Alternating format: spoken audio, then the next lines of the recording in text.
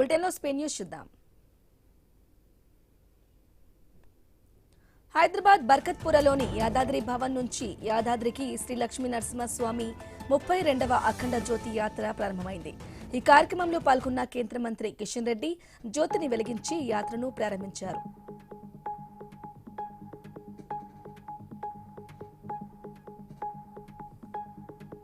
కడప జిల్లాలోని శైవ క్షేత్రాలు శివనామ స్మరణతో మార్మోగుతున్నాయి.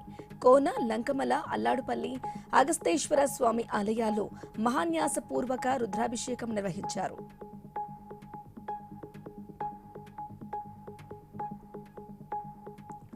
విజయనగరం శ్రీ పశుపతి నాదేశ్వర దేవాలయంలో మహాశివరాత్రి సందడి నెలకొంది. స్ఫటిక లింగాకారంలో ఉన్న స్వామివారికి ఆలయ అర్చకులు ప్రత్యేక అభిషేకాలు నిర్వహించారు.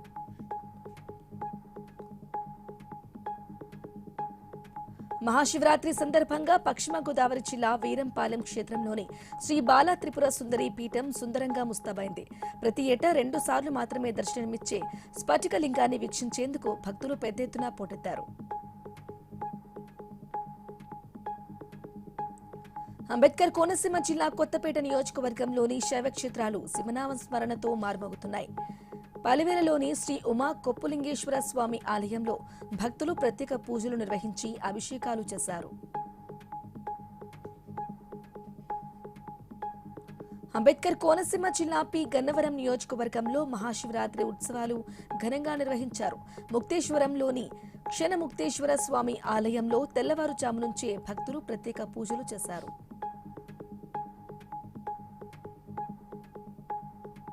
మేడ్చల్ మల్కాజ్గిరి జిల్లా కీసరగుట్ట శ్రీ భవానీ రామలింగేశ్వర స్వామి వారి ఆలయానికి వేలాదిగా చేరుకున్న భక్తులు ప్రత్యేక పూజలు చేశారు. అయితే అడుగడుగున ఆంక్షలు విధిస్తూ పోలీసులు ఇష్టానుసారం వ్యవహరిస్తున్నారని భక్తులు ఆగ్రహం వ్యక్తం చేస్తున్నారు.